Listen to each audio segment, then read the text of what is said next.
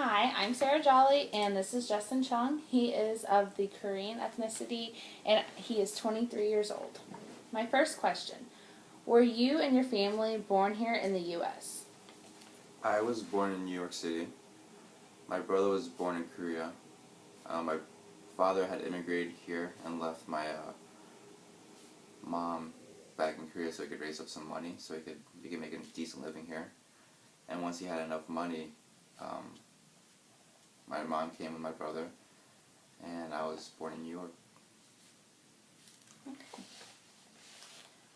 Where does most of your close or distant family live? I have my immediate family here in St. Louis. I have my aunt and my two cousins here in St. Louis as well.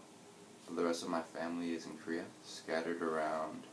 You said your aunt and two cousins live here as well. Yeah. But besides that, the rest of my family is all in Korea, scattered all around. Do you visit often? No, the last time I was in Korea was 20 years ago. I'm going back this Christmas though. That's exciting. All right. What is it like being a Korean living in the American culture? I've adapted pretty well, assimilated I guess. I still see certain nuances and differences that I should approach, sort of choose my battles. Mm-hmm. Cultural differences are of course huge, but I've learned to pick the pros and cons of each one and fit them into my life. It's just weird because in America I'm not an American, even though I'm an American citizen. But in Korea, they don't even consider me a Korean. So it's like you don't know. I don't know where I belong. Somewhere in some gray area. Right. That's interesting. What culture do you identify with more, though? I identify more with American. I was born here. I lived in Korea for about 3 years until I was 4, and I came back. So you were born here and then you went over with your mom? No, I lived with my grandparents Your there. grandparents? But I learned Korean as my first language there. And after I came back, I refused to speak Korean because for some reason I think I was just embarrassed of not being able to speak English. Right. So I just decided to forget the Korean language and assimilate to American culture. You said you moved here when you were 3 or 4? Yeah. All right. When you started going to school, was it difficult to communicate due to language barriers? Or when you were growing up, you said you learned Korean, did you also learn American in your home? And when I was living in Korea, we only learned Korean. In Okay. Korea, you don't start learning English until around elementary school as a secondary language, sort of like we do with Spanish or French or German. Mm-hmm. But I wasn't at that age in Korea. But of course, like I said earlier, I decided to forget the Korean language so I could fit in at school. Right. Even though I had learned the English language, I was proficient at it, Mm-hmm. I was still put into ESL, which is English as Secondary Language class, Oh, okay. and it was just a big waste of my time. I knew how to speak English, I wrote it and read it really well, proficiently. When you started school, so there weren't any language barriers? Not that I know of. It's either that or I was just really ignorant of the situation. But I have clear memories of first and second grade where I was interacting with my classmates perfectly fine. Okay.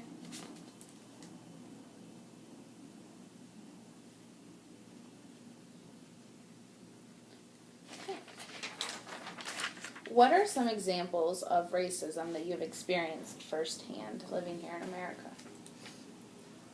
A lighthearted one would be when I asked my mom to make me like a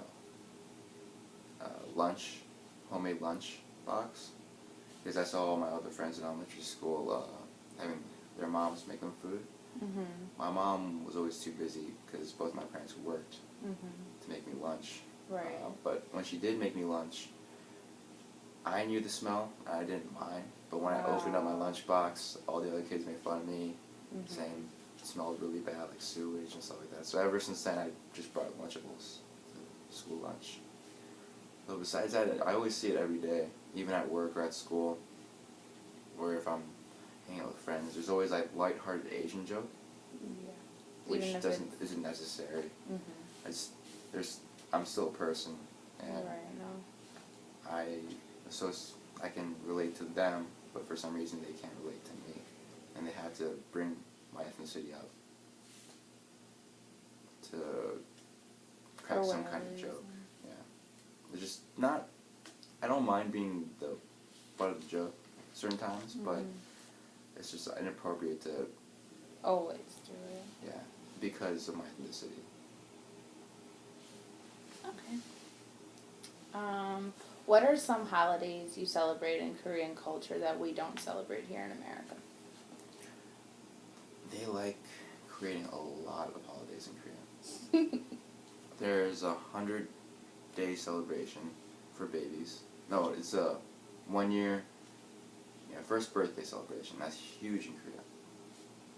Where I think it's because of high infant mortality rate in Korea in the history. Celebrating your first birthday was huge. So there's a big celebration. The whole your neighbors, your families, your friends all come over and they have this big birthday party for their infant. Another one is White Day, where the girls make chocolates and add. It's like an opposite version of Valentine's Day, where the females approach the men. Oh. Yeah.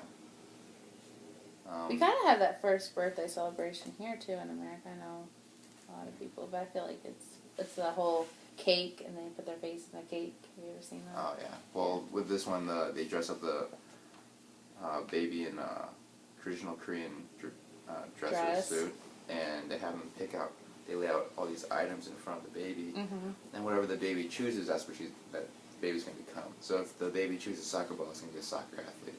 Oh. Baby chooses a stethoscope, it's going to be a doctor. All right. What was you were talking about the White Day, where the girls approach the guys. Yeah, it's just an opposite version of Valentine's Day. But another big one is Lunar Year, the New Lunar Year, or Chuseok, where it's like a Korean Thanksgiving. The whole family gets together, they make traditional Korean food. Everyone from all over South Korea, because it's so small, they gather at one relative's house, spend the whole weekend there, and hang out. Do those have specific dates or? It's based on the lunar calendar, so it changes every year. So I'm not too sure about it. They actually base birthdays on the lunar calendar as well, so every year my parents' birthday changes. Oh. Because my so mom. no birthdays or holidays are ever on the same day. Oh well, there's major holidays like Christmas. Besides Christmas. Stuff like that. But my mom's birthday, she was born on January 5th, but this year her birthday was in October 7th. Oh wow. What are some traditional foods that go along with these holidays? For something like a birthday, we make something called myeokguk, which is a seaweed soup. Which is really good, by the way. If you do it right, though. I've had pretty bad ones. And then for like Thanksgiving? Oh, just everything. Everything. Glass noodles. It's not real glass, but because it looks see-through. Bulgogi, kalbi, which are like meats, Korean barbecue meats. There's too much. But those like the really traditional style. Kimchi? Kimchi, of course. With everything. Everything. Alright. Last question. Are there any taboos in your culture that you can relate to? Yeah. Korean culture, because it's so homogenous, there's a big shame factor because everyone sort of knows each other. There's more, less individualistic and more community oriented. So you said it's less individualistic? Yeah, because we're so homogenous. Of course, it's changing right these days because we're becoming more progressive as a nation. Culture is slightly changing, So among that homogenous community, you're getting more individualists popping up. But there's still that big shame factor where, let's say, if Kanye West is acting the way he did now, in America, they'd be like, oh, he's just being Kanye West. Right. But in Korea, there'd be a big shame factor. They wouldn't be able to work in the entertainment industry anymore. People would, like, even threaten them. Pretty much threaten his public safety. Oh, wow. Yeah, personal safety. Alrighty.